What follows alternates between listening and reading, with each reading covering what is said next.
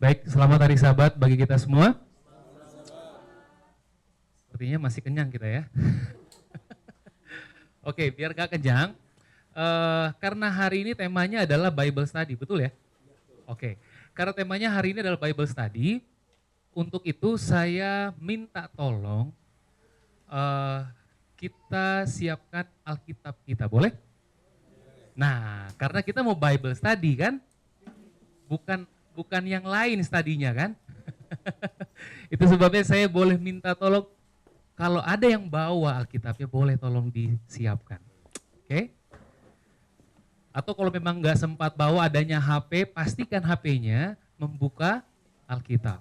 Oke? Boleh? Oke deh. Permintaan saya itu yang pertama. Lalu yang kedua, karena memang kita ini adalah Bible study-nya bukan saya saja yang sementara study, ya. Jadi kita semua sementara study kan? Betul nggak? Itu sebabnya kita nanti akan bagi sedikit kelompok ya, supaya kita belajarnya bersama-sama, bukan hanya saya saja yang belajar. Bisa kira-kira? Oke, kita hitung 1 sampai 4, nanti yang kena di 1 atau 2 atau 3 atau 4 boleh berkumpul masing-masing di nomor itu, boleh? Oke, sedikit kayak retreat gitulah Bang ya. Oke, baik. Boleh dimulai hitung 1 dari Bang Wycliffe terus ke belakang seperti ular begini ya. Oke, silakan. 1, 2, 4, 4, 4, 5. Kok 5? 4 aja, 4 aja. Iya, 1, oke. 3. Opung 1. 1, ya. Ulang lagi. Oke. Ulang 1 ya. Siap. 1. 2, 3, 4, 5. 1. 2, 3, 4, 1, 2, 3, 4. Oma. Tante. 2.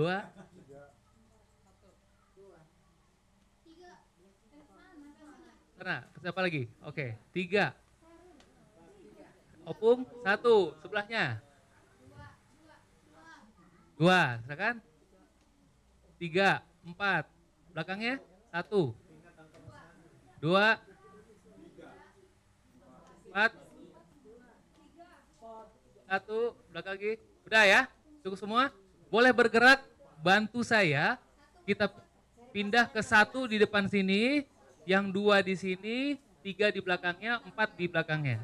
Sampingnya. Boleh? 1, 2, 3 supaya kita nggak mengantuk ya. Kita baru kenyang nih soalnya nih. Oke. 1 dengan 1, 2 dengan 2, 3 dengan 3, 4 dengan 3, 4 dan 4. Iya, betul. Oke. Siap?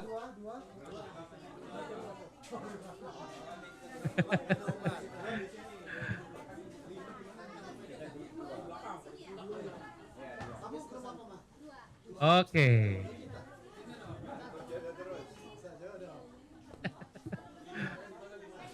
Ya, grup Jangan Deddy kehilangan cari yang 5. teman-temannya. Ya. Jangan kehilangan temannya, oke? Yang 2 di sini. Yang 2 ya, betul. Yang 2 di Yang sini. 2 di Bang Thomas. Ya. Oke. Siap? Yang 1 sama kelompoknya Bang Cliff. Nggak usah bikin lingkaran, nggak usah, Ya. nggak apa-apa. Oke. Kalau mau bikin lingkaran juga boleh, tapi Kalau boleh lihat ke saya. 3, tunjuk tangan yang 3. Oh ya, kamu 2 apa 3? Oke. Oh 3. Iya, Opung Maratur, Oma Meti, Tasya. Yang 4. Oke, mantap. Sudah semuanya? Yang mau menang masuk kelompok 2. Iya. Sorry ya, memang kita ini. Oke, sudah semua? Oke.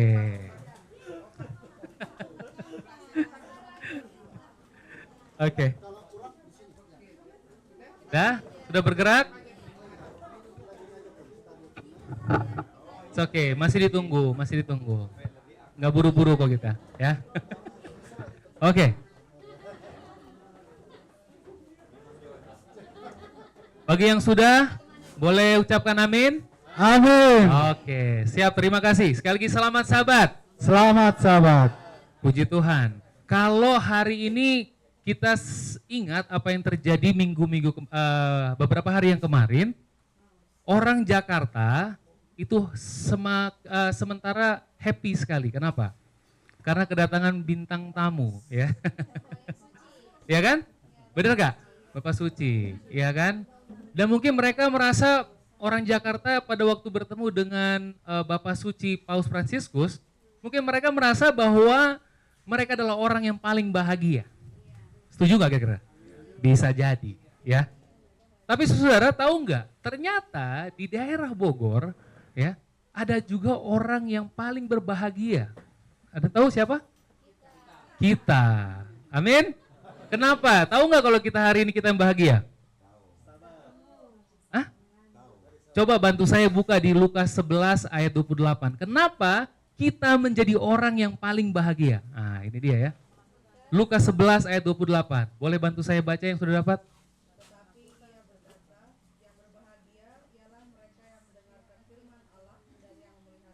Terima kasih. Jadi hari ini, kenapa saya dan saudara-saudara menjadi orang yang paling bahagia? Karena sebentar lagi kita akan mendengarkan apa? Firman Tuhan. Dan kalau boleh setelah pulang, kita apa? Pelihara firman itu. Amin? Sepakat siapa yang mau bahagia hari ini? Puji Tuhan. Kita semua. Oke. Masih ada yang tahu judul Bible study kita hari ini apa? Yes, from blind to see. Ya, jadi dari buta sekarang saya bisa menjadi apa? Menjadi melihat. Pertanyaannya saya, siapa yang pernah pacaran dan atau siapa yang sekarang sementara pacaran? Jujur. Oh, tapi pacaran lagi nggak apa-apa kan, bro? Maksud sama istri kan? Yang udah pernah pacaran siapa? Kita semua pacaran. Oke, sekarang pertanyaan yang sementara pacaran. Jujur aja nggak apa-apa. Ada? Oke, ya, oke. Anyway, yang sudah pernah pacaran atau yang sementara pacaran, saya yakin dan percaya kita semua senang sekali kalau kita dikasih surprise. Benar gak? Betul ya? Dikasih surprise atau dikasih hadiah, siapa yang gak senang? Ya kan? Nah, berbicara tentang surprise, saudara tahu saya juga pernah pacaran sih, ya. Ketika saya pacaran, saya bertemu dengan seseorang perempuan dari Manado, namanya Jadi Maria. Kabur dia. Ya. Karena saya pikir semua orang senang sekali untuk mendapatkan surprise, ya kan? Atau mendapatkan bahagia ketika dia mendapatkan hadiah. Jadi saudara tahu apa yang saya lakukan ketika saya pacaran? Saya berusaha dengan hasil saya yang mungkin pada waktu pertama kali saya kerja nggak seberapa itu, saya kumpul-kumpulkan, ya kan? Saya kumpul-kumpulkan lalu saya berikan sebuah hadiah. Tapi pada waktu dia ulang tahun, saya tidak mengucapkannya di hari itu juga.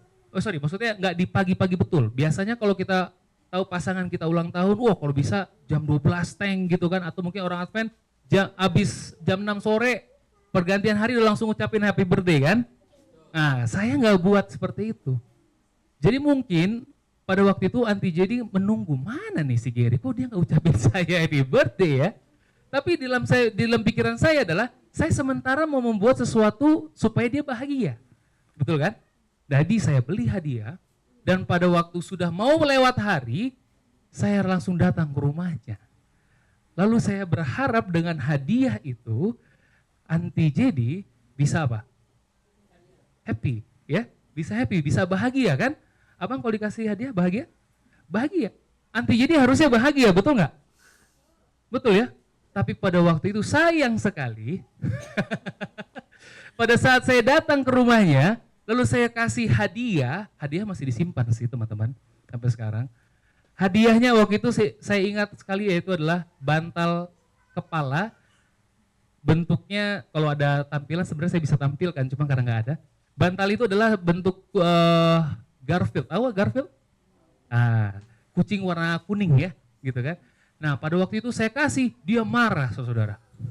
Saya pikir bukannya bahagia, ini malah marah.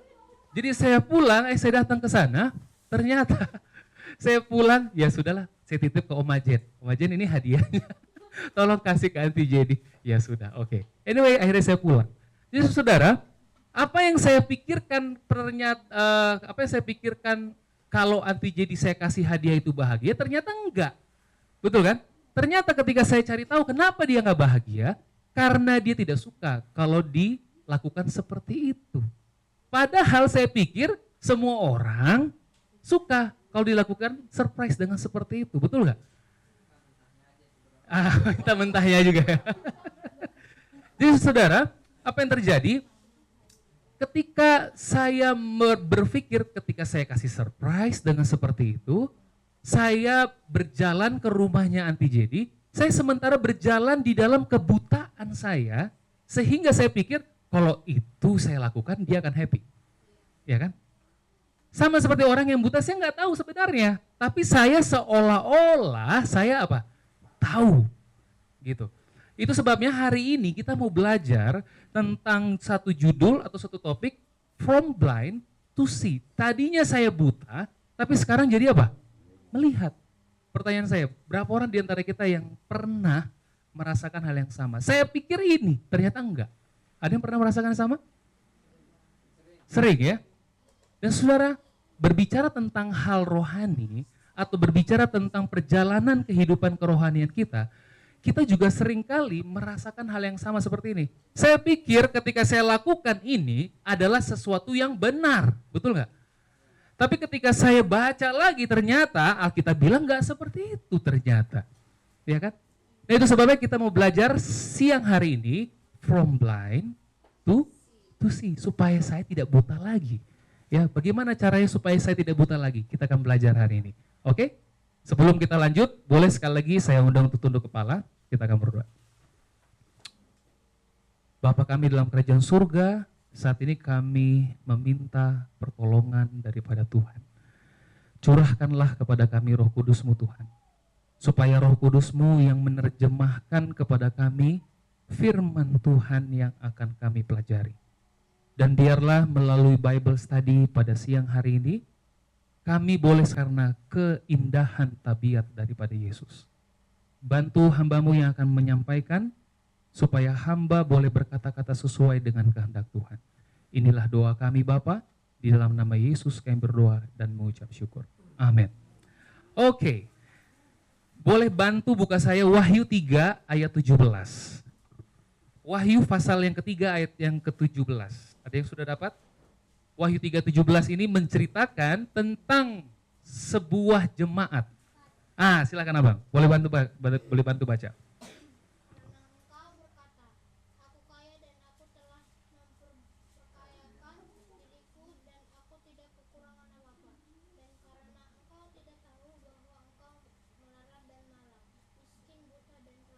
Oke, terima kasih Abang. Jadi menurut ayat Wahyu 3 ayat 17 dikatakan, siapa yang sementara berada dalam kondisi buta ini? Jemaat Laodikia. Saya dan saudara-saudara ini tidak bisa dipungkiri bahwa kita adalah orang yang buta itu. Betul? Karena kita ini adalah jemaat Laodikia. Ya. Oke, jadi kita sepakat ya. Kalau kita adalah orang yang apa tadi? Orang yang buta. Kita sepakat dulu.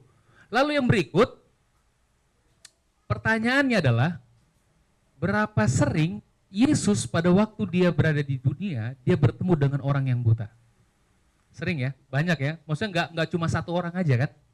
Betul nggak? Ada yang pernah kenal dengan namanya Bartimeus? Ya kan? Coba kita lihat Markus 10 ayat 46 sampai 52. Markus 10 ayat 46 sampai 52. Ada yang boleh bantu saya baca ayat 46? Markus 10 ayat 46. Dan mereka tiba di Yeriko. Dan ketika dia dan para muridnya dan kerumunan orang yang cukup banyak sedang keluar dari Yeriko, Bartimeus yang buta anak Timeus duduk di pinggir jalan sambil meminta-minta. Oke, jadi pada waktu Yesus bertemu dengan Bartimeus, di mana tempatnya? Di Yeriko. ketika dia bertemu dengan Bartimeus di Yeriko, Bartimeus kondisinya seperti apa? Buta. Dia di pinggir jalan katanya kan? Sambil meminta-minta. Boleh dilanjutkan ayat berikutnya? Ketika didengarnya bahwa itu adalah Yesus orang Nazaret, mulailah ia berseru, Yesus anak Daud, kasihanilah aku. Terima kasih. Kalau orang yang buta, yang terdengar, yang indera yang masih berfungsi adalah biasanya apa? Telinga. Jadi dia pernah dengar Yesus ini kan? Nah, ketika Yesus itu lewat di situ, dia tahu, wah inilah Yesus nih, gitu ya. Dan pada waktu dia berseru, lihat apa yang terjadi. Ayat selanjutnya. Banyak orang menegurnya supaya ia diam, namun semakin keras ia berseru, anak Daud, kasihanilah aku. Ayat 49 boleh bantu? Lalu Yesus berhenti dan berkata, panggillah dia. Mereka memanggil orang buta itu dan berkata kepadanya, kuatkan hatimu, berdirilah, ia memanggil engkau. Terima kasih. Jadi pada waktu Yesus bertemu dengan Bartimeus ini, saudara, dikatakan bahwa ada dari antara Yesus itu yang menghalangi Bartimeus untuk datang kepada siapa? Kepada Yesus. Tapi terpujilah nama Tuhan, Yesus itu dia sangat penuh dengan apa? Belas kasihan ya. Sehingga Yesus merasakan sekali kesedihan daripada siapa? Bartimeus ini. Dan akhir yang terjadi, kalau kita lihat ending daripada cerita Yesus bertemu dengan Bartimeus, apa yang terjadi? Di ayat yang ke-50 dikatakan, lalu ia menanggalkan jubahnya, ia segera berdiri dan pergi mendapatkan Yesus. Ayat 51. Tanya Yesus kepadanya, apa yang kau kehendaki supaya aku perbuat bagimu?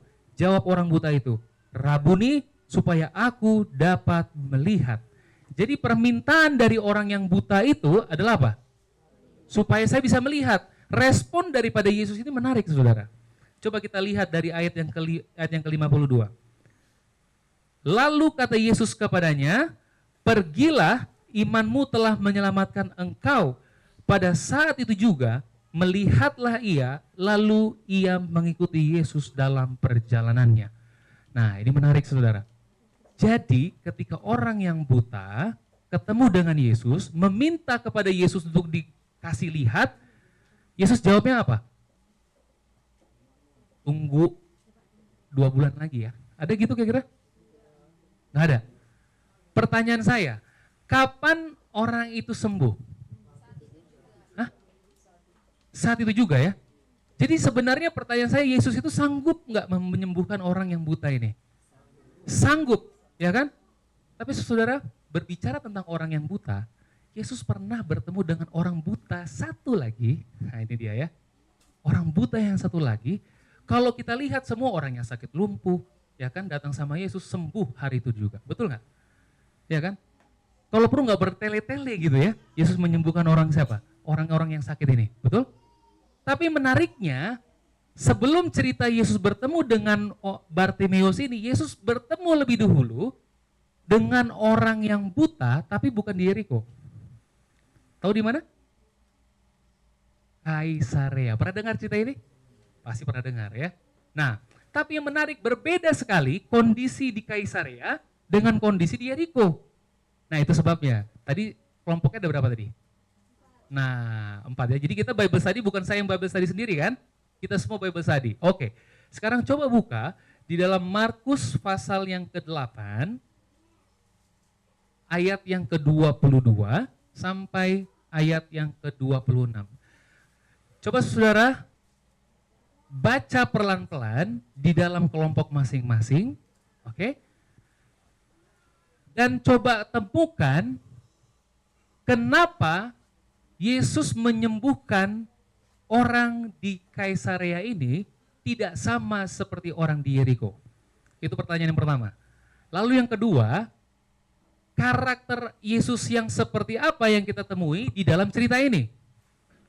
Yang ketiga, komitmen saya apa sekarang setelah saya mempelajari cerita ini? Boleh kira-kira? Oke, pertanyaan yang pertama. Oke. Ya. Pertanyaan saya yang pertama adalah kenapa Yesus menyembuhkan orang buta yang di Kaisarea itu berbeda caranya dengan orang yang di Yeriko? Itu pertama. Sorry. Markus 8 ayat sorry. Ya, Betsaida, sorry. Kenapa beda? Gitu. Di siapa? Yeriko. Ya. Oke. Lalu karakter Yesus apa yang kita bisa pelajari dari sini dan apa komitmen kita setelah kita belajar cerita ini? Boleh? 3 aja. Ya. Waktunya kita nggak usah lama-lama, kurang lebih ya sekitar 10-15 menit lah ya. Nanti dari masing-masing kelompok, coba boleh pilih siapa pembicaranya, dan coba jelasin pertanyaan 3 tadi. Oke, supaya yang dapat pelajaran bukan saya aja nih, tapi siapa? Kita semua. Oke, bisa? Thank you. Silahkan berdiskusi, 15 menit lagi kita ketemu lagi. Oke.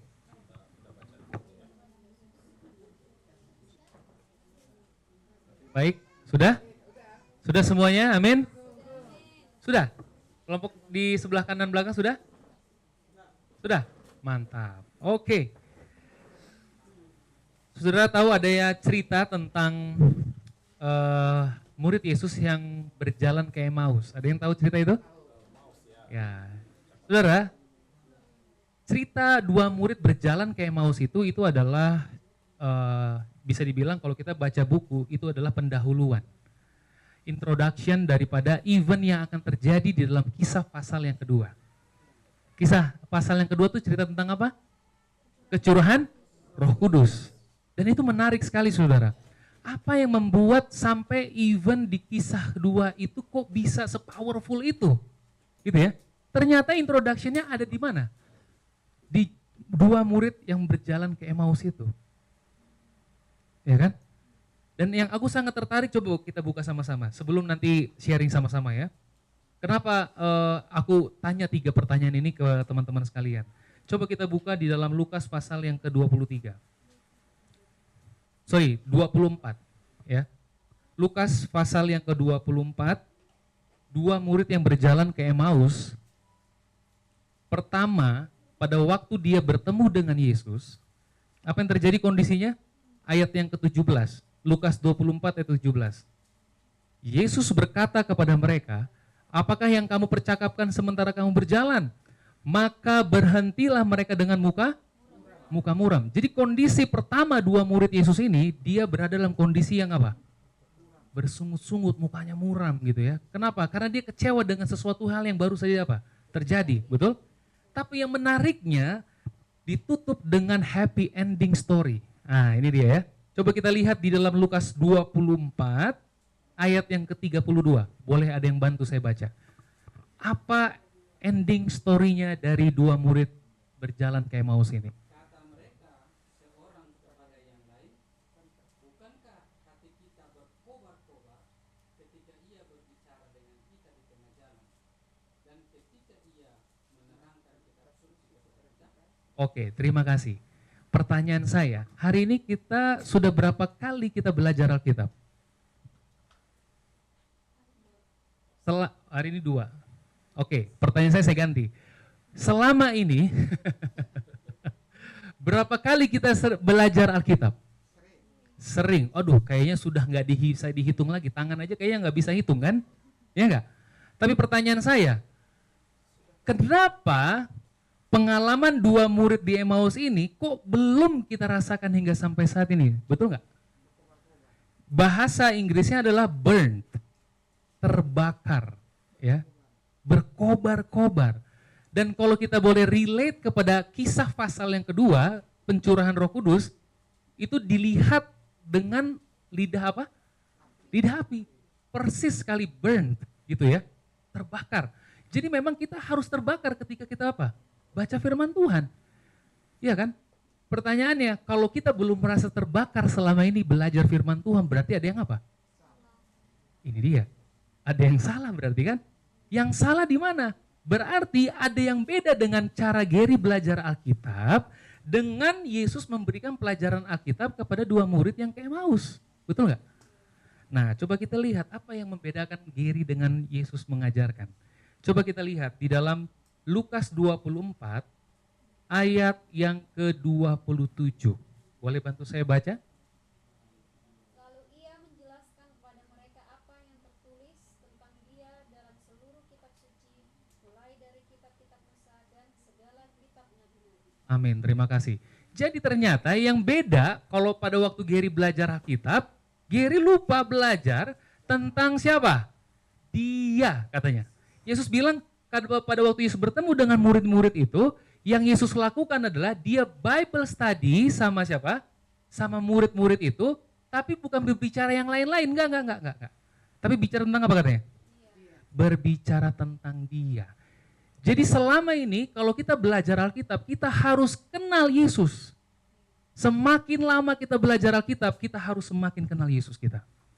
Tapi kalau semakin lama kita belajar Alkitab, kok kita seperti tidak ada yang sama serupa dengan Yesus. Artinya kita gagal mengerti tentang siapa? Tentang Yesus. Itu sebabnya saya tanya 3 hal tadi. Ketika kita belajar tentang cerita tadi, karakter Yesus apa yang kita dapatkan di situ? Kita harus tahu. Ya kan? Kita belajar nubuatan, kita pun juga harus tahu di dalam nubuatan itu karakter Yesus yang sebenarnya. Jangan kita belajar nubuatan, tapi kita selesai belajar nubuatan, kita pulang-pulang kita rasa takut. Betul nggak? Kita lupa belajar tentang apa? Mengenal Yesusnya itu. Oke, sekarang sudah ready pertanyaan tadi? Siap? Sudah siap. Oke, sekarang siapa yang mau duluan? Kelompok berapa?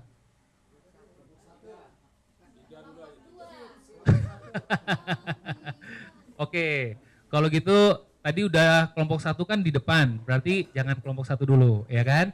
Kelompok berapa tadi kelompok 1? Mintanya? Kelompok 3. Oke, kelompok 3 ada? Mana kelompok 3 ini? Oke, silakan. Mari maju ke depan.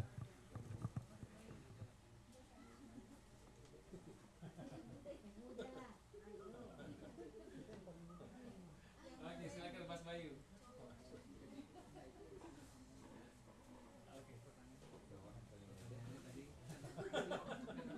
Oke, pertanyaan sekali lagi. Kenapa Yesus perlu menyembuhkan mata orang buta di Betsaida itu harus butuh 2 kali? Ya kan? Berbeda kan dengan si Yeriko. Yeriko datang dia langsung sembuh, sembuhnya sempurna lagi. Tapi di Betsaida ini dia perlu 2 kali, beda kan? Nah, kira-kira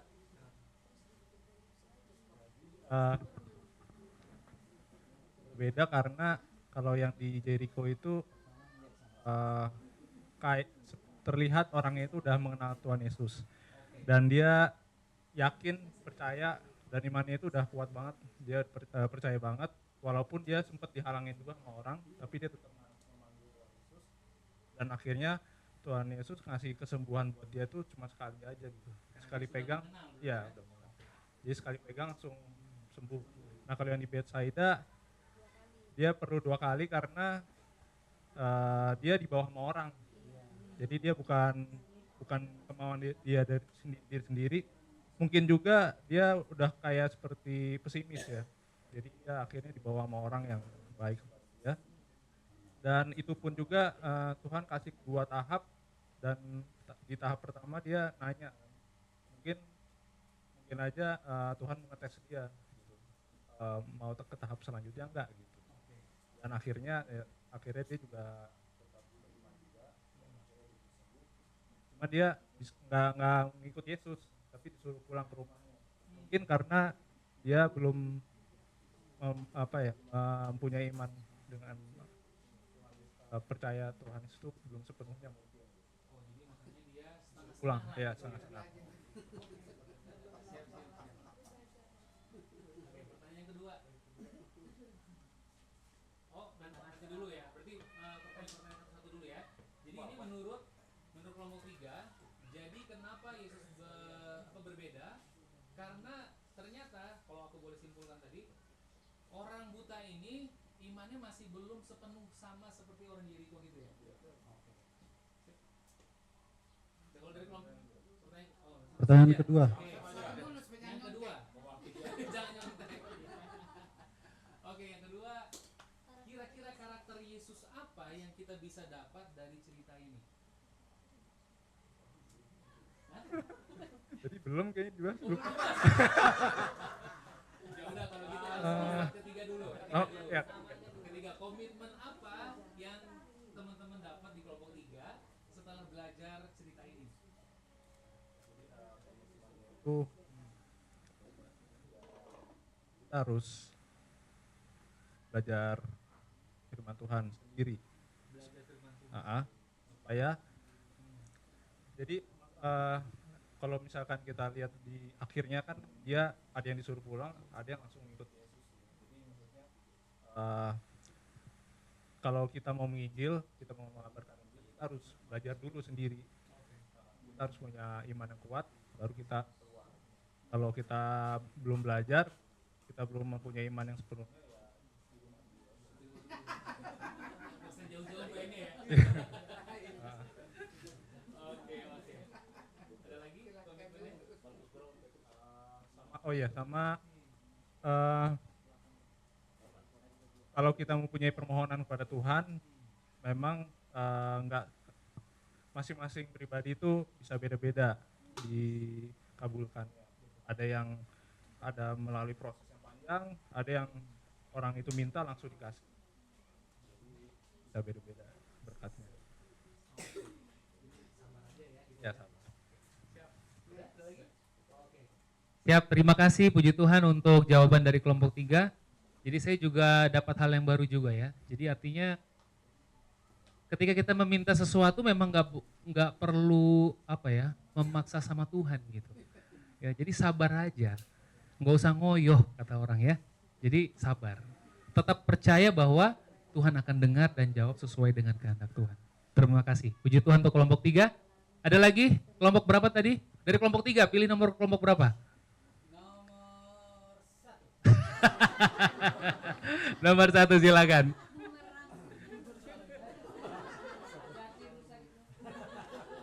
Oke, shalom semuanya. Ya, terima kasih Bang Geri yang udah memimpin materi Bible Study kita, sangat bagus. Kelihatannya kalau kita membaca sekilas, pendek banget ceritanya ya, tetapi setelah kita baca lebih menghayati, saling sharing, ternyata lebih dalam daripada yang kita pikirkan. Pertanyaan pertama, kenapa berbeda? Jadi Tuhan memang melihat orang beda-beda ya, dalam arti kata gini, ada orang yang benar-benar sudah percaya kepada Yesus, dan dia yakin kalau dia disembuhkan, dia bisa menjadi juru kabar Yesus, dia izinkan. Itulah yang kisah pertama yang Geri sampaikan. Tetapi di Markus 8 tadi, ya kisahnya berbeda. Ya seperti yang Mas Bayu sudah sampaikan, yang datang itu bukan orang itu, tetapi yang datang itu teman-temannya. Ya, teman-temannya membawa orang buta ini datang kepada Yesus. Ya, jadi betul yang Mas Bayu sampaikan, pertama adalah iman teman-temannya. Yang kedua, ya, kalau kita lihat yang pertama itu Yesus langsung sembuhkan, langsung melihat. Yang kedua, ketika dia menyembuhkan orang ini, dia tidak sembuhkan di kota itu. Dia bawa keluar dari kota itu. Kita nggak tahu tujuannya kenapa. Ya. Tetapi menurut pandangan kita, zaman dulu kan berjalan kaki kan, dari tempat itu ke tempat lain berjalan kaki. Mungkin butuh berapa jam. Disitulah Yesus mengabarkan pekabaran kepada orang itu. Bahwa yang paling penting itu bukan kesembuhan jasmani, tetapi kesembuhan rohani. Jadi Yesus izinkan jalan kaki sampai di keluar kota itu, baru Yesus sembuhkan. Tetapi Yesus sembuhkannya pun tidak langsung. Ya, berapa kali? Dan cara menyembuhkannya pun sangat menjijikan. Diapain? Diludahi. Ya, sangat menjijikan.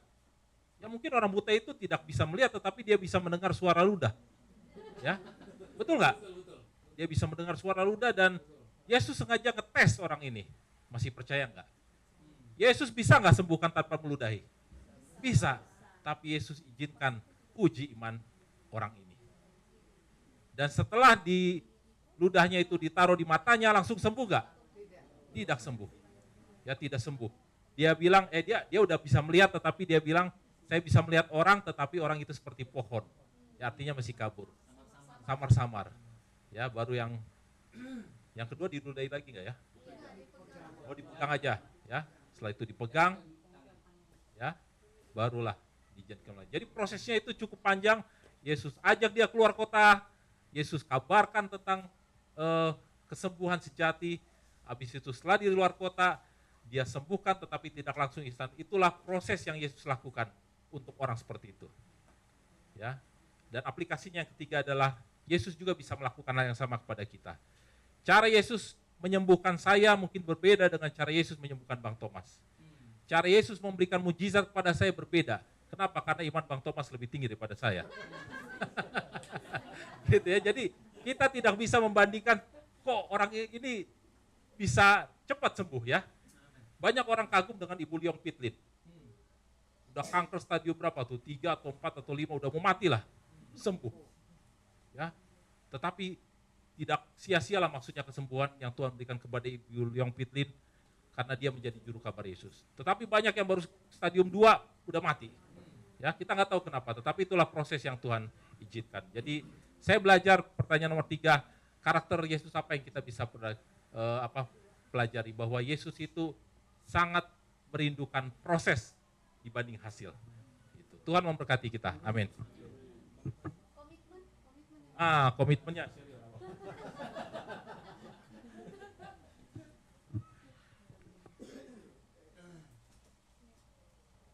Lihat contekan. Jadi apa komitmen kita dari cerita tadi adalah kalau dari segi orang butanya yang disembuhkan ya di Bethsaida, itu apapun yang Tuhan berikan, kita harus bisa bertumbuh terus dalam iman sampai kita melihat dengan jelas janji Tuhan. Jadi kayak tadi Bang Rif bilang kan, diludahin, siapa orang yang mau diludahin gitu ya. Tapi Tuhan lakukan itu gitu. Mungkin dalam setiap kehidupan kita, kita mengikut Kristus tuh nggak semulus itu ya. Ada jatuh bangunnya, ada cobaan gitu. Tapi Tuhan izinkan itu terjadi supaya itu membuat kita bertumbuh dan terus menanti janji Tuhan. Dan kalau dari segi Tuhan Yesus, itu kita jangan terus mau disuapin. Jadi kita harus belajar terus dan bertumbuh. Jadi Yesus merindukan kayak tadi proses. Yesus aja merindukan proses, masa sih kita mau yang instan gitu kan. Dan terhadap kita sesama kita juga, Yesus aja sama kita, Yesus bersabar dengan proses yang dia izinkan buat diri kita. Masa sih kita gak mau bersabar di saat orang lain atau teman kita yang sedang mengalami proses pertumbuhan tersebut. Jadi itu aplikasinya dalam kehidupan kita. Puji Tuhan, terima kasih. Jadi kenapa saya buat Bible study-nya seperti ini? Karena saya juga rindu belajar sesuatu hal yang baru. Itu sebabnya saya pikir benar ya. Karena saudara, iya, karena apa? Karena enggak selamanya orang yang memimpin di depan ini membawa firman Tuhan sudah memang cukup terpuaskan kan? Karena ada apa? Ada sesuatu yang mungkin, pandangan Bang Wycliffe seperti ini ya. Kayak tadi saya kan melihat berarti apa? Ya memang Tuhan itu butuh proses gitu ya. Dan kita nggak bisa apa? Nggak bisa paksa Tuhan gitu. Dan kita nggak boleh menghakimi orang karena proses kita masing-masing. Iya kan? Itu dia. Jadi puji Tuhan. Oke, terima kasih kelompok 1. Yang berikutnya kelompok, kalau gitu saya pilih lah, kelompok 2.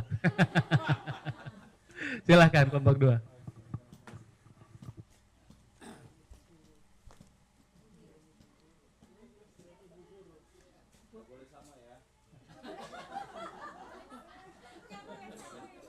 Shalom, selamat Sabat. Karena sudah ada warning gak boleh sama, saya coba untuk berbeda.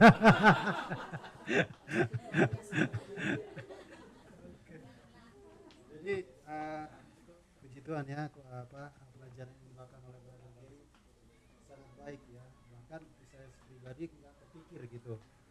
Untuk pertanyaan pertama, kenapa Yesus menyembuhkan orang di Bethsaida dengan di Yeriko itu berbeda ya. Jadi ada dua hal yang berbeda yang Yesus lakukan.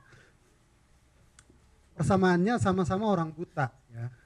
Perbedaannya yang orang buta yang di Yeriko ini adalah orang yang walaupun dia tidak melihat Yesus tapi dia beriman, percaya. Hanya dengan mendengar. Ya mungkin dia pernah mendengar cerita tapi dia percaya. Dan yang paling hebatnya lagi dia katakan, "Hai Yesus, anak Daud," katanya. Dari mana dia tahu Yesus itu keturunan Daud, ya kan? Padahal dia orang buta. Ya, tapi itulah iman dia yang menuntun sehingga dia beriman kepada Tuhan.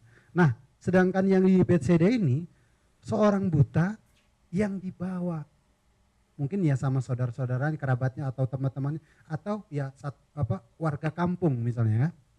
Jadi dua hal perbedaan inilah ya yang terlihat yang pertama. Yang kedua, proses penyembuhan. Ya, sementara yang di Yeriko ini dengan waktu yang cepat Yesus sembuhkan ya. Tapi apa kata Yesus ya? Pergilah, imanmu menyelamatkanmu katanya. Jadi saya teringat dengan perdebatan atau persungutan di suatu tempat ketika murid-murid Yesus tidak bisa menyembuhkan orang yang kesurupan. Orang-orang datang kepada Yesus. "Guru, muridmu nggak bisa," katanya, "mengusir setan-setan," katanya. Nah, dari situ kita dapat belajar. Ya, Yesus bilang, bila iman kita sebesar biji sesawi, kita dapat memerintah gunung ya untuk berpindah dari satu tempat ke suatu tempat. Artinya karena iman inilah maka kesembuhan akan cepat terjadi ya. Jadi iman kita itu akan menyelamatkan kita. Iman itu akan membawa kita ke dalam kemudahan. Ya. Dan orang yang kedua ini, yang di Bethsaida ini, ya saya bukan katakan dia tidak beriman. Tapi kenapa proses dari penyembuhan dia itu ada beberapa tahap yang dilalui. Ya. Mungkin ya satu, mungkin ya dia orang yang masih setengah-tengah, atau dia belum percaya kalau dia belum membuktikan. Mungkin ya seperti tadi ada dibilang keputusasaan ya, makanya dia sampai dibawa orang. Artinya bukan dari kemauan sendiri, tetapi tetap disembuhkan oleh Yesus. Itu yang perbedaan yang bisa kami simpulkan dari kelompok 2. Nah, dan pertanyaan kedua, karakter Yesus apa yang bisa kita pelajari di sini? Nah, jadi karakter yang dapat kami pelajari adalah dua hal orang yang berbeda. Ya, yang satu datang dengan kegigihan, dengan kesungguh-sungguhan, dengan imannya dia datang minta kesembuhan. Yang satu dibawa oleh orang. Tapi karakter yang dapat kita pelajari dari situ, Yesus itu penuh kasih. Ya, dia sembuhkan kedua orang yang buta ini. Ya, yang pertama orang yang buta ini yang penuh dengan iman, ya mungkin yang kedua ini ya masih setengah-setengah. Tapi di situ Yesus membuktikan bahwa Yesus itu penuh kasih. Dia menghargai setiap proses. Ya, seperti Bang Cliff tadi bilang, semua orang berbeda-beda.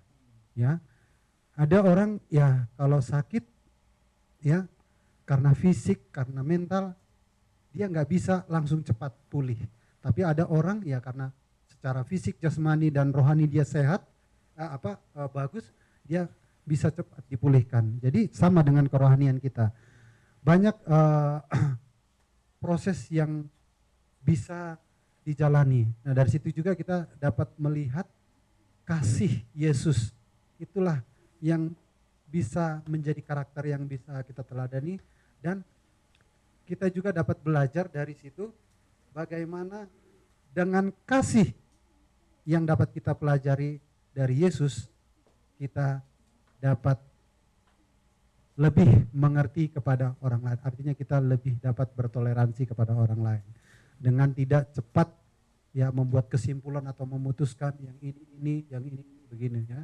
Dan yang ketiga, apa komitmen yang dapat kita lakukan?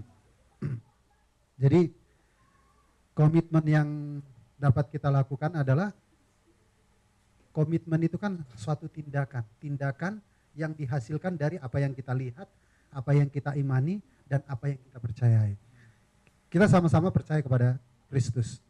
Maka ya kita juga membuat komitmen juga harus seperti Kristus ya. Dengan apa ya? Komitmen yang dapat kami simpulkan adalah percaya kepada Kristus dengan sepenuh hati. Menurut kepada segala firman Tuhan, maka kita dapat diberikan akal budi dan kebijaksanaan dari surga. Ya. Dan yang kedua, komitmen apa yang dapat kita pelajari? Ya, seperti di dalam kisah Raja Salomo. Ya. Pada saat itu Raja Salomo dihadapkan dengan satu perkara. Ya, ada 2 orang ibu-ibu yang membawa anaknya. Karena anak yang dari ibu yang pertama mati.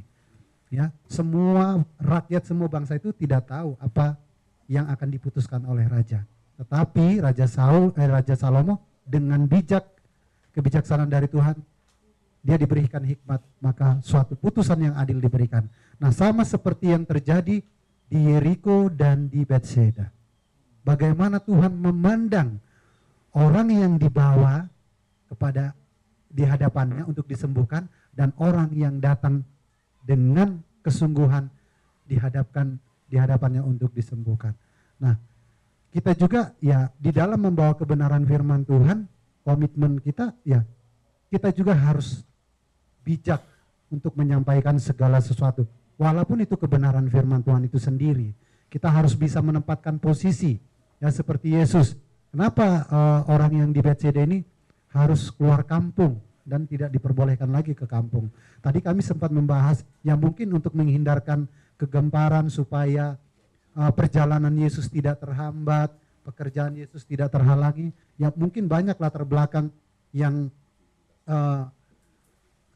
yang menyebabkan Yesus ya berkata seperti itu. Nah, artinya kita juga di dalam mengabarkan Injil kebenaran Kristus, kita juga harus tahu tempat, posisi, dan waktunya. Enggak semuanya harus kita kabarkan itu sekaligus, oh mumpung lagi di sini, enggak seperti itu ya. Jadi biarlah kita sampaikan firman Tuhan itu dengan persetujuan Kristus, dengan dorongan Roh Kudus, bukan dengan akal pikiran kita sendiri. Jadi mungkin itu komitmen ya bagi kami yang bisa menjadi komitmen kita untuk ke depan, bagaimana kita di dalam mengabarkan Injil kebenaran Kristus. Kurang lebih mungkin seperti itu yang bisa kami sampaikan. Terima kasih.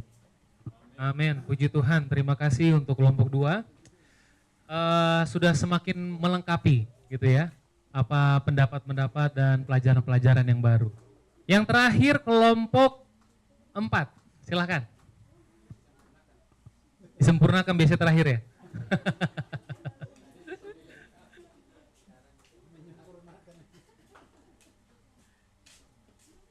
Baik, selamat sabat buat kita semua. Terima kasih ya Mas Jerry ya sudah menyiapkan Bible study yang begitu menarik teman-teman. Ya kita rasa sudah benar semua jawaban kita ya. Puji Tuhan ya. Tapi apa yang kami dapat tadi, kami coba pelajari bersama-sama. Sebenarnya tidak ada bedanya yang di Yeriko dan di Bethsaida dan semua cerita yang ada di Alkitab bagaimana Yesus bisa menyembuhkan orang. Semua cerita itu sebenarnya persis sama. Ya, tadi kami coba cari dan ya kami ada pandangan ketika kami baca. Saya coba bacakan lagi ceritanya sedikit. Kalau di Markus 10 itu tentang yang di Yeriko, Yesus lewat, Bartimeus berteriak, ya. Lalu orang coba halang-halangi dia berteriak lebih keras. Lalu bagaimana Yesus menyembuhkannya? Yesus cukup bilang dengan kata-kata, lalu dia sembuh. Nah, yang di Markus 8, tidak tahu namanya, orang di Bethsaida, Yesus lewat, tapi orang ini dibawa oleh orang lain kepada Yesus. Lalu apa yang dilakukan Yesus? Ya, jadi si orang-orang ini yang minta dia disembuhkan. Lalu apa yang Yesus lakukan? Yesus pegang tangannya, dibawa keluar kampung, diludahi matanya. Lalu ditanya, kamu melihat sesuatu enggak? Ya, aku melihat orang-orang berjalan seperti pohon-pohon, katanya. Lalu apa yang Yesus lakukan kembali? Dia tumpangkan tangannya, lalu Yesus tanya kembali, kamu sudah melihat? Lalu si orang ini jawab apa? Aku sudah melihat jelas. Nah, kami agak kesulitan tadi untuk mendapatkan jawabannya, tapi puji Tuhan di dalam Review and Herald tanggal 21 Oktober 1884 ada satu jawaban yang cukup jelas. Kuncinya, resep untuk kesembuhan adalah satu. Human effort plus divine power, itulah kunci dari semuanya. Nah, kenapa begitu teman-teman? Contoh yang di Yeriko. Dia sudah lakukan effortnya dia. Jadi effort ini menimbulkan belief. Ya dia itu yang dia lakukan. Coba kita lihat, waktu Yesus datang dia langsung berteriak. Ini effortnya dia. Partnya dia, bagiannya manusia. Ya berseru kepada Tuhan karena kita nggak mampu, itu bagian kita. Ya. Lalu plus tanggapannya divine power. Firman Tuhan itu penuh kuasa, lalu tinggal dikasih divine power, terjadi pemulihan ataupun healing atau kesembuhan. Ini yang di Markus pasal 10. Nah, Markus pasal 8 menceritakan seseorang yang belum melakukan effortnya dia. Lalu apa yang Yesus lakukan? Saya harus bawa orang ini melakukan partnya dia, kata Yesus. Ya, jadi itu hanya proses supaya timbul usaha di dalam manusia ini. Ya, Yesus harus bikin begini, sampai dia melakukan effort. Baru Yesus katakan sesuatu. Disitulah terjadi pemulihannya. Dan ini juga berlaku untuk setiap, kalau kita baca mirip ya. Coba, ada seorang perwira yang anaknya sakit di rumah. Tapi dia udah lakukan effortnya. Yesus cukup bilang apa? Pulanglah. Ini bukan hanya dilakukan Yesus, tapi ini juga dilakukan di perjanjian lama ketika Elisa menyembuhkan Naaman. Belum sampai ke pintunya, Elisa suruh bujangnya stop sana, suruh aja dia pergi kemana? Sungai Yordan. Tadinya Naaman gak mau lakukan itu. Lalu perwira Naaman bilang begini, itu kan satu perkara kecil sebenarnya yang disuruh, kenapa kamu gak mau lakukan, katanya. Lalu Naaman berpikir dan dia lakukan hanya mencelupkan 7 kali, lalu firman yang disampaikan akan terjadi. Jadi ini yang kami dapatkan berdasarkan dari Funeral tahun 1884 tanggal 21 Oktober, penjelasan tentang pembahasan di Markus 8 ayat 22 sampai ayat 26 tadi teman-teman. Jadi itu juga yang berikutnya hasil perbincangan kami tadi adalah betapa luar biasa ya Yesus bisa membuat kita untuk bisa percaya, menjadi bagian kita. Even kadang-kadang kita pun gak mau lakukan bagian itu. Jadi inilah yang menjadi satu karakter yang luar biasa kita lihat dari Yesus. Ya, firman Tuhan bilang, baik kemauan kita sendiri pun ternyata Tuhan yang mengerjakannya. Jadi kalau kita lihat karakter Yesus di sini sama ya seperti karakter yang kita lihat di bait suci. Dia dombanya, dia imam hariannya, dia imam besarnya, dia yang lakukan segala-galanya. Ya, begitu juga dalam proses ini. Sebenarnya untuk Bartimeus, Yesus juga sebenarnya yang mengerjakan itu. Apa buktinya? Kalau saja Yesus belum pernah melakukan peristiwa-peristiwa yang sebelumnya, Bartimeus tidak akan pernah mendengar apapun. Jadi kita nggak perlu sombong kalau kita sudah tahu banyak firman Tuhan. Kita bisa pintar karena firman Tuhan, bukan karena kita sendiri. Coba kalau nggak ada Alkitab, apakah kita bisa mengerti firman Tuhan? Tidak, tapi Tuhanlah yang mengerjakan sampai kita menjadi pintar seperti orang Advent sekarang. Ya, oleh karena itu karakter apa yang kita lihat? Karakter Yesus itu adalah karakter yang sifatnya apa ya? Kalau tadi kami simpulkan membangun, ya, building karakter supaya orang itu mau. Karena apa? Karena tanpa bagian dari manusia itu sendiri, dia tidak akan mendapatkan kesembuhan terlebih khusus dari dosa. Tapi untuk punya kemauan itu sendiri pun Yesus akan mengerjakannya untuk kita. Jadi Yesus berkorban segala-galanya untuk kita. Inilah karakter yang sangat luar biasa dari Yesus yang kita lihat ketika kita belajar juga bait suci. Nah yang ketiga, Apa komitmen yang kami dapat? Nah, kita harus mengambil komitmen setiap hari melakukan bukan usaha sebenarnya, tapi bagian kita seorang manusia. Apa bagian kita? Bagian kita itu Tuhan bilang, barang siapa yang berseru dan mengaku dosanya, maka dia akan apa? Diselamatkan. Jadi dosa itu adalah penyakit rohani. Tapi penyakit-penyakit badani itu perlu juga kita datang kepada Tuhan berseru. Makanya di Alkitab semuanya orang datang berseru lalu disembuhkan. Nah, inilah yang menjadi masalahnya kita tentang dosa. Apakah kita mau mengakui bahwa itu dosa? Nah, komitmen kami adalah kita rindu supaya iman ataupun percaya itu timbul. Kita lebih banyak lagi belajar firman Tuhan. Nah, ini partnya kita. Ya, partnya kita supaya iman timbul apa? Karena iman timbul dari pendengaran akan firman Tuhan. Jadi Bartimeus kalau nggak dengar, ya nggak akan timbul effortnya dia. Nggak akan bisa dikombinasikan dengan kuasa ilahi.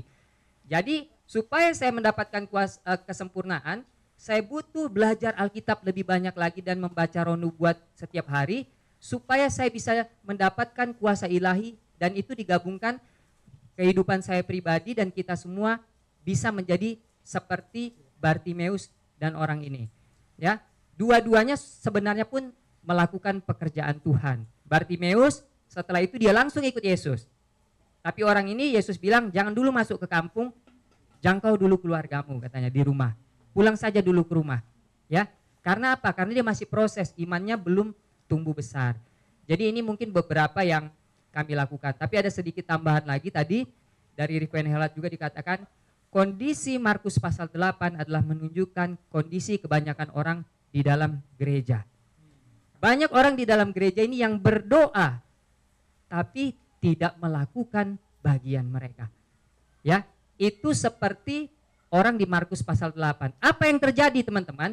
Kita hanya mampu pada pandangan pertama melihat semua orang seperti pohon. Apa itu artinya? Teman-teman tahu kalau kita lihat pohon, kita melihat dia berharga atau enggak? Apa yang kita lihat itu hanya bisa dimanfaatkan. Kayunya untuk dibakar, daunnya untuk berteduh, buahnya untuk kita makan. Tapi ketika kita mau belajar berdoa dan belajar firman Tuhan bagian kita, partnya kita, maka kita mampu melihat jelas. Itulah mengapa gereja nggak banyak berdoa terus untuk hujan akhir, tapi tidak terjadi hujan akhir. Berdoa terus untuk kebangunan rohani, isi gereja bertambah, tapi nggak melakukan bagian mereka. Sehingga itu tidak akan terjadi, karena semua kita hanya melihat orang seperti pohon tidak berharga. Tapi kalau kita belajar firman Tuhan, kita berdoa, kita melihat orang itu begitu berharga. Jadi ini yang mungkin bisa kami bagikan dari kelompok 4. Mudah-mudahan ini bisa membantu pelajaran kita sore hari ini. Tuhan memberkati. Terima kasih untuk yang sudah dilengkapi ya. Sudah disempurnakan. Oke. Jadi saudara, kenapa judul kita From Blind to See? Jadi ini sebenarnya adalah sesuatu yang digambarkan Yesus kepada kita, ya, supaya kita ini benar-benar tidak melihat, kalau bahasa tadi Bang Wycliffe itu samar-samar, ya kan? Tuhan mau kita sembuh itu betul-betul sembuh, bukan samar-samar, bukan setengah-setengah, ya. Nah, saudara, kalau kita lihat di buku Markus 8 ayat 22 sampai 26 tadi, ini sebenarnya adalah menceritakan gambaran apa yang terjadi tadi Edmund sudah bilang di gereja, ya kan? Apa yang terjadi dengan gereja saat ini ya. Tetapi kalau pada waktu itu, pada waktu Yesus, aku rasa gini, Yesus ketika menyembuhkan orang itu bisa saja kan langsung sembuh. Kenapa dia mesti pakai proses 2 begitu? Ya kan? Saudara tahu yang berjalan sama Yesus itu bukan Yesus saja. Pada waktu di kondisi itu. Ada siapa yang ada di situ? Murid-murid. Saudara tahu apa yang terjadi dengan murid-murid pada kondisi pada waktu itu? Sama seperti yang tadi sampaikan. Kalau di dalam review and Herald tadi, itu adalah berbicara tentang keadaan jemaat. Tapi pada waktu itu kenapa Yesus bikin event yang berbeda? Karena memang Yesus ingin kasih pelajaran kepada siapa? Murid-muridnya. Ternyata murid-muridnya itu adalah orang yang melihat tetapi dia samar-samar, tapi belum melihat. Itu sebabnya kalau kita lihat jawabannya, itu ada di cerita selanjutnya. Nah itu dia clue-nya ya. Jadi izinkan saya coba kasih kesimpulan, tapi nggak lama, kita mau bahas sedikit perikop setelahnya. Boleh? Boleh ya. Supaya kita tidak mengantuk, boleh sama-sama kita berdiri. Kita berdiri sedikit. Kita berdiri sedikit. Oke, seperti Opung, boleh angkat tangannya ke atas. Gerakin. Boleh 3 kali tarik nafas ya. 1, 2, 3. Tarik nafas. 1 kali lagi. Terakhir, yang banyak. Oke, silahkan duduk kembali. Oke, kita lanjut lagi ya. Kalau dilihat dari cerita selanjutnya, itu cerita tentang siapa? Tentang murid-muridnya Yesus ketika Yesus sampai di mana? Coba kalau kita lihat Alkitabnya lagi. Sedikit saja, saya mau coba kasih kesimpulan ya, tentang apa yang tadi teman-teman sudah sampaikan. Pengakuan Petrus judulnya, Markus 8 ayat 27 sampai 30. Ada yang sudah dapat? Sudah dapat ya? Oke. Pada waktu Yesus menyembuhkan orang buta itu, di mana tadi kotanya? Betsaida. Ketika dia sudah melakukan penyembuhan di sana, dia pindah masuk ke dalam kota yang namanya apa?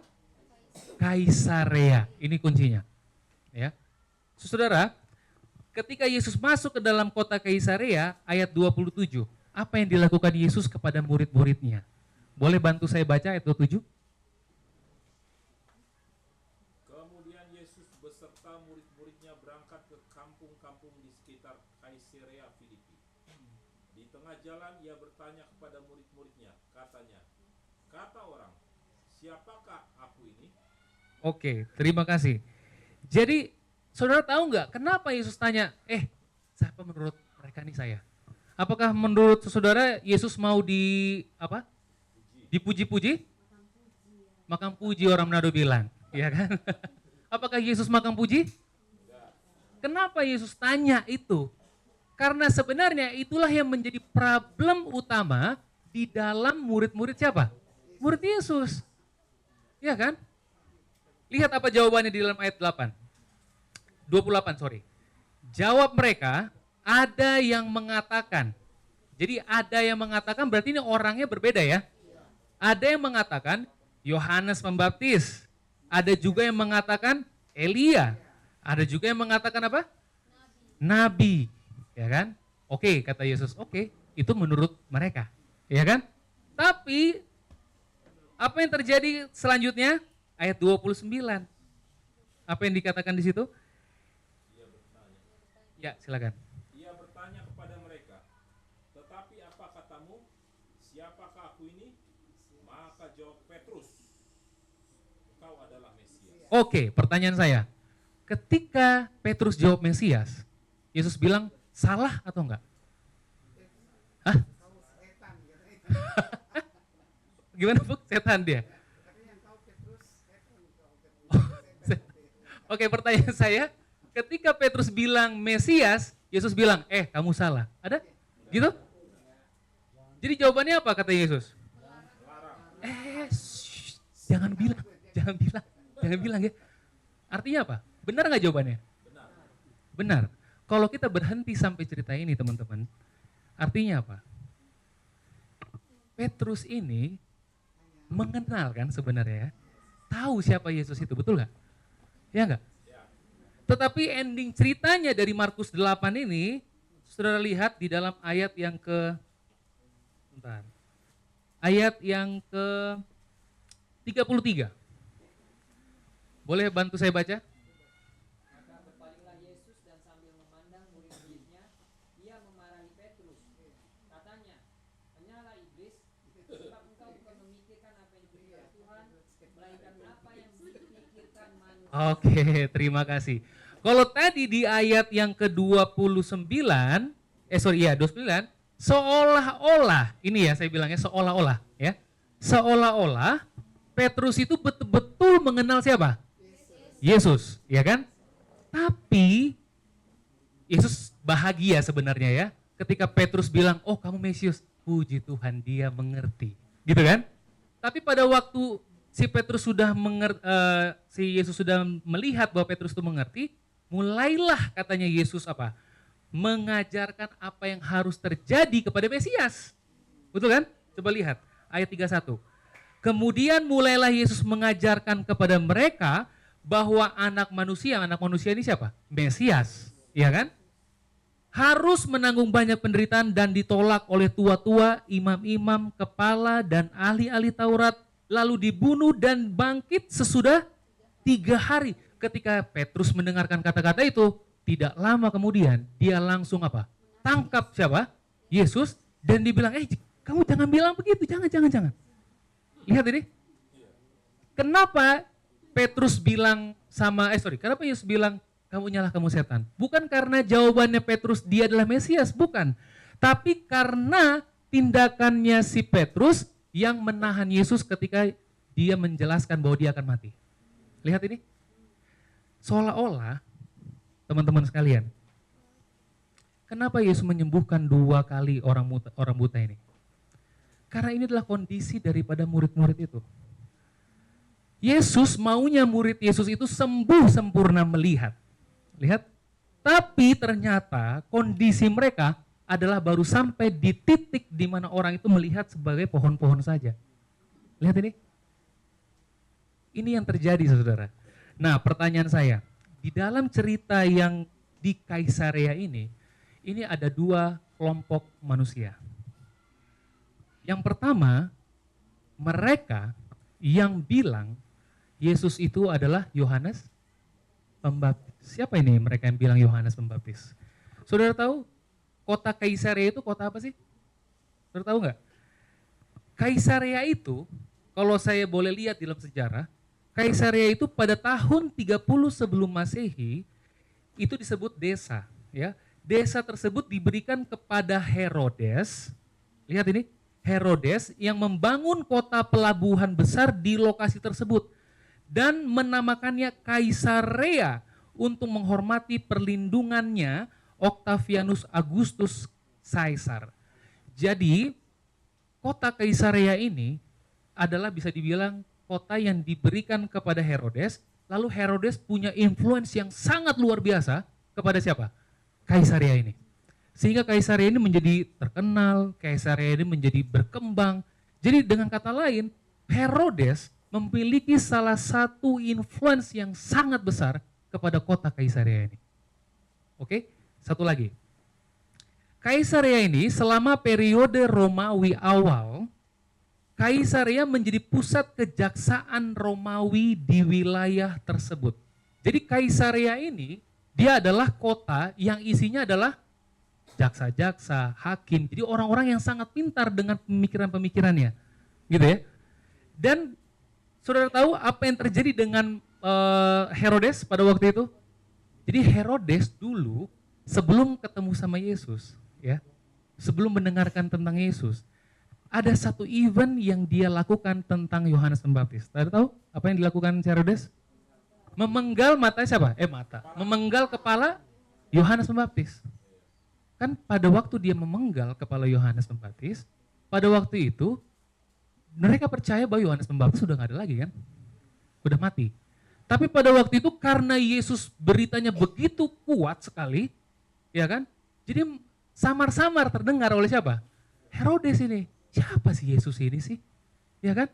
Dan yang menarik saudara, coba kita lihat yang disebutkan oleh Herodes adalah di dalam Markus 6 ayat 16. Boleh bantu saya buka? Markus 6 ayat yang ke-16. Ada yang sudah dapat? 14 sampai 16. Boleh bantu saya baca? Markus 6 ayat 14 sampai 16. Silakan.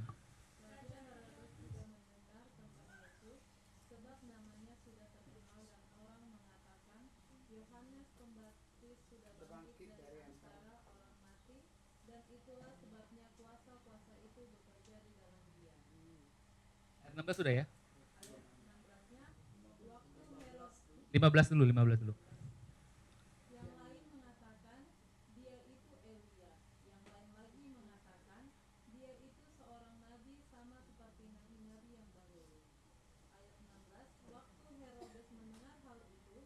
Ia berkata, bukan dia itu Yohanes yang sudah kupenggal kepalanya dan yang bangkit lagi. Terima kasih Kak. Ini cukup jelas memberikan kepada kita clue apa yang terjadi di kota Kaisarea. Lihat saudara, kalau misalnya bayangkan Herodes itu mungkin seperti Jokowi. Ya kan? Mungkin orang tanya sama penduduk-penduduk di Bogor gitu ya, siapa sih Bang Wycliffe gitu kan? Mungkin ada orang yang di Bogor nggak kenal Bang Wycliffe, mungkin mereka bisa aja berasumsi, oh Bang Wycliffe itu seorang yang bekerja di perbankan atau apa, begitu kan? Bisa saja. Tapi ketika Jokowi bilang, oh bukan, Bang Wycliffe itu adalah orang Advent misalnya gitu ya. Pertanyaan saya, orang Indonesia percaya yang mana? Percaya orang Bogor atau percaya Jokowi? Percaya Jokowi. Kenapa? Karena Jokowi punya influence atau punya authority yang besar di Indonesia, betul nggak? Dan Herodes memiliki hal itu yang sama di Kaisarea. Jadi ketika Yesus bertanya, siapa aku? Kata Yesus bilang, oh menurut mereka Yohanes Pembaptis. Jadi memang itulah yang terjadi di dalam kota Kaisarea terhadap penduduk Kaisarea. Karena menurut si Herodes, Yesus itu adalah siapa? Yohanes Pembaptis. Jadi itulah yang terbawa oleh apa? Penduduk-penduduk itu. Iya kan? Pertanyaannya, kenapa mereka bisa gagal mengerti tentang Yesus? Orang-orang di Kaisarea, kelompok yang pertama. Karena memang mereka berpaku sekali kepada siapa? Herodes. Pelajaran yang pertama yang kita dapat, ketika kita mau mengenal Yesus, kita mau mengenal kebenaran, kita menaruh harapan kita sepenuhnya kepada orang tertentu, apa yang terjadi? Kita bisa gagal mengenal kebenaran itu sendiri. Atau dengan kata lain, kalau kita tidak punya experience secara personal dengan Yesus, kita bisa gagal mengerti atau mengenal Yesus. Kenapa? Karena memang kondisi daripada penduduk di Kaisarea itu adalah berpaku kepada Herodes. Ya kan? Nah, ini kelompok yang kedua yang kita mau lihat. Yaitu siapa? Petrus. Ya kan? Yang tadi Saudara Edmond sudah sampaikan, ini adalah gambaran jemaat. Tapi kalau dulu ini adalah gambaran siapa? Murid-murid Yesus. Ya kan? Siapa Petrus ini kalau boleh saya tanya? Murid Yesus kan? Kemana-mana dia dengar firman Tuhan, benar gak? Bahkan ketika ditanya aja dia sanggup jawab bahwa dia adalah siapa? Mesias. Tapi ketika Yesus menjelaskan Mesias itu akan seperti ini, seperti ini, seperti ini, dia tidak mengerti. Ya kan? Pertanyaannya kenapa? Kenapa orang yang dekat dengan Yesus, kenapa orang yang tahu belajar firman Tuhan dari mulut Yesus sendiri, dia tidak bisa mengerti tentang siapa? Mesias ini, kenapa? Jangan-jangan ini kondisi kita juga saudara, seperti tadi yang disampaikan Saudara Edmond. Ya, saya sudah jadi Advent mungkin sekitar 37 tahun. Ya kan? Umur saya sekarang 37. Dari kecil sampai sekarang saya di gereja Advent. Gitu kan? Tapi pada waktu Yesus datang kedua kali, terus dia lihat saya, dia bilang saya tidak kenal kamu. Wah, itu sedih sekali saudara. Sama seperti Pak Petrus ini kan, dia adalah murid Yesus, tapi ketika disampaikan tentang tujuannya Mesias, dia kecewa. Ya kan? Kenapa? Karena memang ada satu hal yang menghalangi dia. Ada yang tahu saudara menghalangi dia apa? Kita lihat di dalam ayat yang ke-33. Markus 8 ayat 33. Ini yang menjadi penyebab utama kenapa Petrus bisa gagal mengerti tentang Mesias. Boleh dapat dibaca yang 33?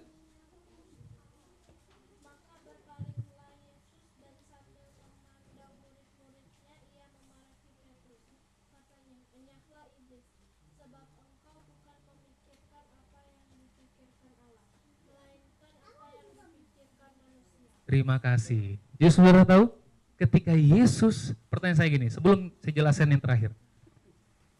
Saudara tahu orang-orang Israel atau orang-orang Yahudi tahu nggak bahwa Yesus itu akan lahir? Tahu? Tempatnya di mana? Tahu ya?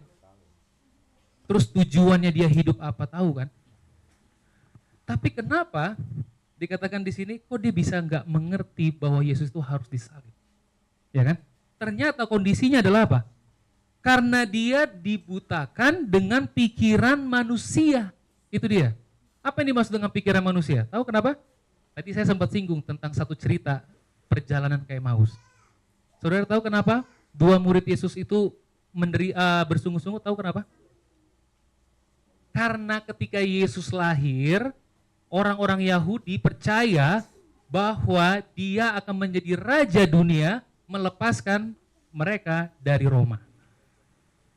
Nah, pernah dengar ketika ada seorang ibu dari murid-murid Yesus datang kepada Yesus, terus dia bilang, Yesus, nanti kalau kamu sudah bikin kerajaanmu, jangan lupa anak saya, tolong taruh di sebelah kanan kamu ya. Ingat cerita itu? Kenapa? Karena memang mindsetnya mereka orang Yahudi pada waktu itu begitu memang. Yesus akan lahir menjadi raja di atas segala raja di dunia. Lihat ini, ya kan? Dan itulah yang membutakan pikiran mereka sehingga mereka tidak mengerti bahwa Mesias itu harus mati di mana? Di kayu salib. Saya ingin tutup dengan satu kembali lagi kepada cerita orang buta tadi, ya. Saudara, dari dua kelompok tadi kita dapat pelajaran. Yang pertama, jangan mencari kebenaran bergantung kepada pembelajaran orang lain. Kita harus punya experience pribadi dengan Tuhan. Lalu yang kedua, pikiran manusia tadi yang dipikirkan oleh Petrus itu adalah ambisi, bisa dikatakan. Betul? Ya kan? Ketika kita melakukan segala sesuatu kebaikan untuk Tuhan karena ambisi, kita akan gagal mengerti Tuhan. Kita akan gagal melihat Tuhan. Kita akan masih terjebak ke dalam samar-samar penglihatan kita tentang siapa? Tentang Tuhan. Dan yang saya mau tanya untuk menutup ini, tahu obatnya orang di Betsaida apa? Tadi obatnya apa, Bang? Untuk yang dia buta? Hah? Malu bilangnya. Ludah, ya. Saudara tahu ludah itu bagaimana bentuknya ludah itu? Hah? Menjijikan, tetapi saudara tahu ludah itu adalah sesuatu yang dibutuhkan oleh tubuh. Ya. Ada enzim di situ, ya kan? Tapi ludah itu adalah berbentuk cairan, benar nggak? Atau bisa dikatakan kalau mungkin kita nggak kenal ludah, mungkin kita bisa sebut itu adalah air kan? Benar nggak? Setuju? Dan ternyata obat satu-satunya orang yang buta dapat melihat adalah memang harus mendapatkan air itu. Saudara tahu pada waktu Yesus mati, boleh bantu saya buka? Yohanes pasal yang ke-19.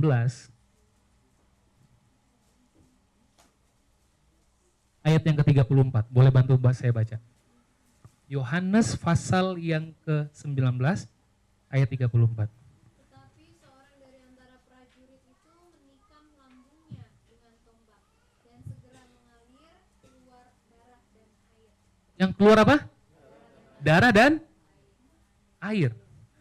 Tadi orang buta, dia harus menerima air yang keluar dari bagian tubuhnya siapa? Yesus. Jadi saudara, kita tadi sepakat di awal bahwa kita adalah orang yang buta, betul? Kita adalah jemaat ODK ini. Kalau kita buta, kita nggak bisa lihat, tapi kita mau menjadi pelihat. Obatnya cuma satu, yaitu apa? Kematian daripada siapa? Yesus. Tidak ada obat lain yang bisa menyembuhkan sakit kita. Hanya apa? Kematian Kristus. Jadi pelajaran apa yang kita bisa dapat dari sore hari ini? Teman-teman sekalian, saudara masih ingat kutipan Nyonya White dikatakan setiap hari apa yang harus kita lakukan? Berapa jam? 1 jam ya? Oke. Kenapa kita perlu merenungkan penebusan dan kematian Yesus? Setiap hari harus ada. Kenapa? Saya ingin baca satu kutipan dari renungan pagi kami, judulnya To Be Like Jesus. Di situ dikatakan begini. setan terus-menerus mengadakan pikatan supaya jauh dari kesetiaan dan kecermatan dalam pekerjaan-pekerjaan penting untuk persediaan menghadapi peristiwa besar. Jadi setan tahu bahwa di akhir zaman ini sebentar lagi kita akan menghadapi pekerjaan-pekerjaan yang penting. Tapi setan mau untuk kita tidak melihat itu. Gimana caranya? Kita lihat. Pekerjaan penting itu apa? Pekerjaan dalam bait kudus di surga yang sementara berjalan terus. Jadi apa yang kita kerjakan sekarang bisa saja ya kita akan bertemu dengan jebakan-jebakan setan supaya kita tidak melihat kembali apa yang sementara dikerjakan Yesus di mana? Di bait suci. Dikatakan Yesus sedang bersihkan bait kudus itu. Jadi saudara, apa yang kita kerjakan sekarang, ya kan? Endingnya adalah kita akan melihat. Kalau sekarang kita belum melihat, artinya kita masih blind.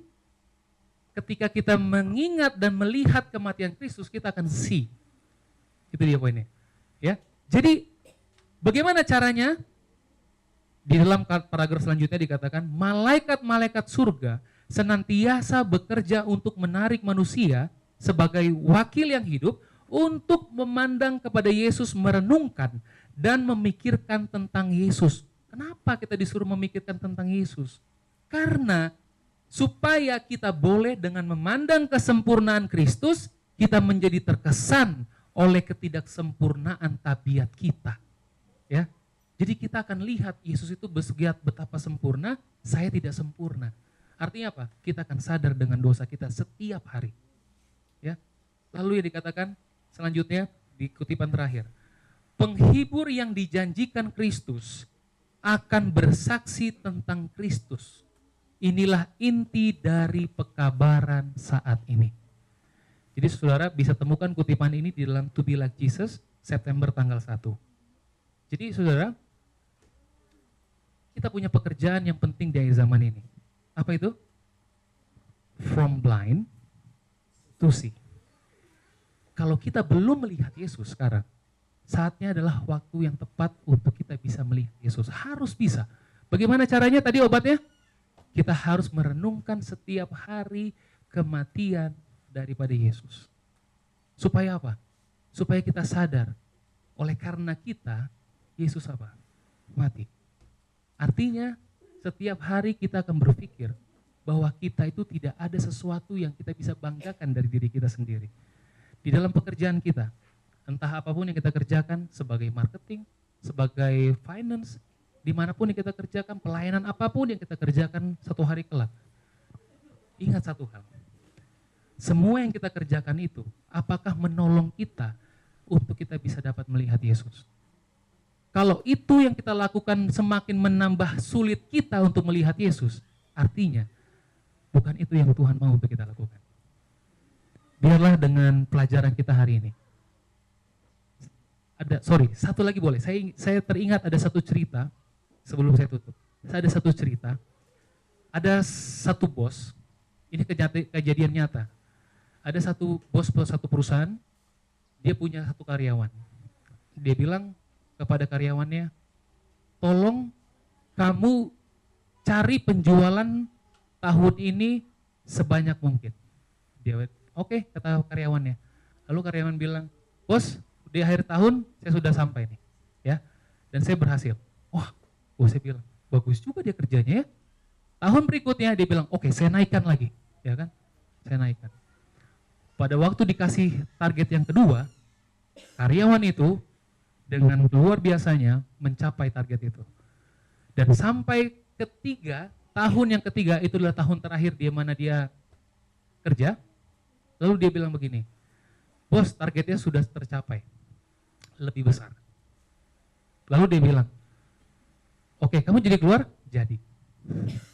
Terus dia bilang, gimana caranya? Kalau kamu mau keluar, kamu kasih tahu gimana caranya supaya karyawan saya yang lanjutin kamu bisa dapetin pengalaman yang sama. Sudah tahu apa yang dilakukan? Dia bilang sama bosnya, bos, itu semua karena Tuhan yang memberikan berkat. Dia bilang hanya seperti itu, sederhana saja, ya kan? Dan semenjak dia bilang seperti itu, bosnya itu sudah tidak lagi taruh target lagi. Kenapa? Karena dia tahu bahwa ada Tuhan yang memberikan apa? Berkat itu. Sudah tahu kenapa bisa terjadi seperti ini? Di sini saya belajar satu hal. Ketika orang itu mengenal akan Tuhan, greedy tadi menjadi hangus. Ketika orang lupa akan Tuhan, greedy itu akan naik terus. Jadi karakter kita yang jahat itu kalau kita mengenal Tuhan akan mati karakter itu. Tapi kalau kita gagal mengenal Tuhan, karakter jahat kita akan terus berkembang dan berkembang dan berkembang terus. Jadi biarlah dengan pelajaran kita hari ini, kita boleh termotivasi setiap hari. Apakah kita sudah memulai hari kita dengan memiliki pengalaman pribadi dengan Tuhan? Apakah setiap hari kita sudah mengambil waktu 1 jam secara pribadi untuk mengingat kematian dan penebusan Kristus? Kalau saya gagal melihat kematian Kristus setiap hari, pasti satu hari itu saya akan menjadi orang yang sangat menyebalkan. Kalau nggak percaya, tanya sama istri saya. Ketika saya gagal skip untuk worship pagi, ya kan? Saya akan menjadi orang yang sangat menyebalkan bagi dia. Dan seringkali saya melakukan hal yang sama, saudara. Saya ini manusia lemah. Seringkali udah karena saya sibuk, wah udah terlambat, ayo cepat-cepat bang. Kami lupa untuk apa? Punya waktu pribadi dengan Tuhan. Dan akhirnya apa? Saya menjadi orang yang sangat menyebalkan bagi istri saya. Jadi saudara, jangan ulangi pengalaman saya, tapi biarlah dengan firman Tuhan boleh memotivasi kita. Kita harus punya pengalaman pribadi dengan Tuhan. Dan jangan taruh kebenaran kita kepada pembelajaran orang lain. No. Karena Tuhan punya kemampuan untuk memberikan saudara-saudara pengertian sesuai dengan kebutuhan saudara-saudara dan saya. Pertanyaan saya, berapa orang di antara kita yang hari ini mungkin mau bilang sama Tuhan, Tuhan kalau saya kemarin lupa untuk punya waktu pribadi sama Tuhan, mungkin setelah ini saya pulang, saya mau punya waktu pribadi dengan Tuhan. Ada yang mau bilang begitu sama Tuhan hari ini?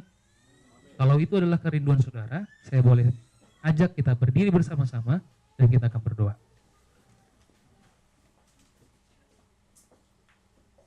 Kita berdoa. Bapa kami di dalam kerajaan surga, terima kasih oleh karena kematian Kristus cukup untuk mengampuni segala dosa kami. Terima kasih oleh karena kematian Kristus, penyakit dosa kami, bahkan penyakit fisik kami, Tuhan akan sembuhkan dengan tidak tanggung-tanggung. Tuhan akan sembuhkan dengan sempurna. Bapa, ampuni kami yang mungkin saat ini kami menaruh kebenaran kami kepada pembelajaran orang lain karena kami tidak memiliki waktu pribadi dengan Tuhan. Saat ini kami mau belajar lagi dari Yesus. Belajar untuk memiliki waktu pribadi dengan Tuhan. Setiap hari kami mau merenungkan kematian Kristus yang telah menjadi berkat bagi kami sehingga dosa kami diampuni. Bantu kami Tuhan kalau kami mau mengeluarkan ego kami, mengeluarkan ambisi kami, mengeluarkan sesuatu yang tidak berkenan di hadapan Tuhan. Ingatkan kami terhadap kematian Kristus.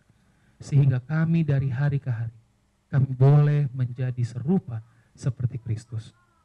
Terima kasih Tuhan, materaikan firman-Mu pada kami hari ini, agar firman ini dapat bertumbuh menjadi buah yang manis. Inilah doa kami, dalam nama Yesus kami berdoa. Amin.